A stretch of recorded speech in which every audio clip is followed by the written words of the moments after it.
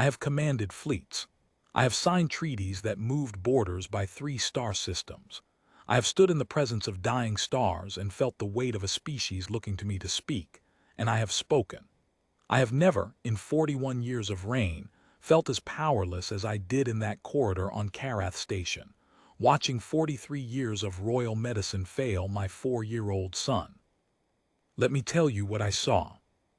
We had come to the station for the Velain Accord reception, a diplomatic gesture, nothing more. Save had wanted to come.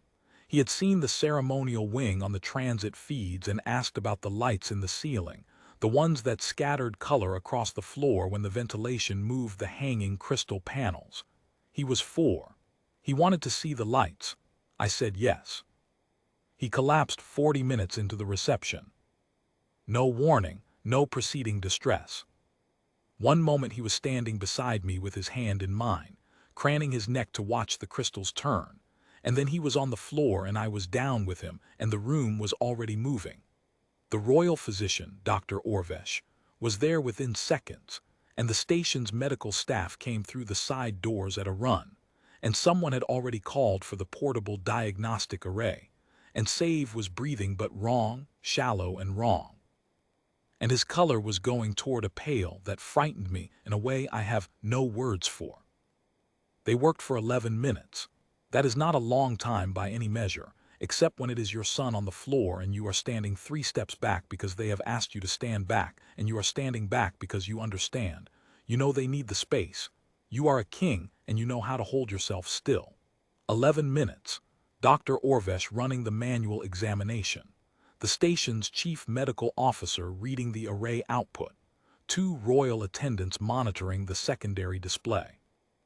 They talked in the clipped shorthand of physicians who know what they are doing, calling values back and forth, adjusting, and I watched my son's chest, and I could see it was still wrong, and no one was explaining to me why it was still wrong. The chief medical officer said something about anomalous readings. Dr. Orvesh said something about the Vihari secondary respiratory structure being difficult to assess without the reference baselines from the palace files. They called for another instrument. Someone ran for it. Save's color was worse. I do not know what I would have done. I know I was going to step forward, and I know that would have accomplished nothing, and I know I understood that, and I was going to do it anyway, because he was my son and 11 minutes had passed and he was worse. Then the orderly came in. I did not notice him enter. I became aware of him when he stopped moving just inside the doorway, one hand still on the frame of his equipment cart, gray uniform, heavy shoulders, a man who looked like he had spent 20 years doing things with his hands that were harder than they appeared. He was looking at Save, not at the array, not at the physicians, at Save. He stood there for 12 seconds. I counted afterward, trying to reconstruct it. 12 seconds. Then he said very quietly, "Excuse me." Not to the room, to Dr. Orvesh specifically, who was directly between him and my son. Dr. Orvesh did not look up. "This area is restricted." The orderly said, still quietly, "I understand that. His airway is folded. You need to move the equipment back and roll him." There was a pause that lasted perhaps 3 seconds, which felt much longer. Dr. Orvesh said, "Who are you?" The orderly said, "I push the carts. I was a field paramedic for 11 years before that." His neck is at the wrong angle and his jaw is forward, and the lateral position is going to open it. The machine isn't reading obstruction because there's flow, it's just insufficient. You can confirm it in about 45 seconds after you move him, or you can keep going the way you're going. He said this without impatience, without performance, the way a man states a repair that needs making. Dr. Orvesh looked at him for a moment, then looked at the chief medical officer, then looked at the array, then looked at Save. He stepped back. The orderly moved in the way people move when they have done something 10,000 times and stopped thinking about the steps, deliberate and unhurried, no wasted motion. He guided Save into what I later learned was called the lateral recovery position. He tilted the boy's head, set his thumb against the angle of my son's jaw, adjusted, held. 20 seconds. 25. Save breathed. A real breath. His chest filled the way it was supposed to fill, and he made a sound, a small startled sound, and his color changed in a way that I felt physically, in my chest, like something releasing. He breathed again. The orderly held the position for another 30 seconds, watching the boy's face the whole time, until Save was breathing steady and his eyes were opening, and he said, in the soft, unfocused way of a child coming back from somewhere far, "Papa." "I'm here," I said. I was already beside him. I do not know when I moved. The orderly stepped back. He did not look at me. He was looking at Save, checking something about the angle of the boy's neck with 2 fingers, apparently satisfied, and then he straightened and picked up the handle of his cart and turned to go. I said, "Wait." He stopped. I said, "What is your name?" He turned back. He had a broad, plain face, the kind that has been weathered by years of unshaded work, and he looked at me with no particular expression, not deferential, not impressed with himself, not frightened. Just present. "David Crane," he said, "orderly 3rd shift." I looked at him for a moment. Save was sitting up now, leaning against my arm, making a small, investigative sound about the crystals in the ceiling. He was going to be fine. Every physician in the room had already found a way to be very busy with their instruments.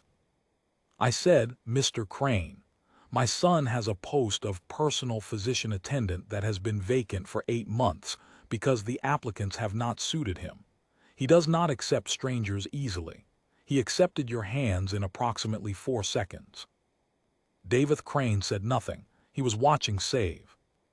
I said, "I would like you to fill that post." He was quiet for a moment. Then he said, "I'm not a physician." "No," I said, "you are not. You are the person who watched my son instead of the machine. That distinction matters to me." Another silence.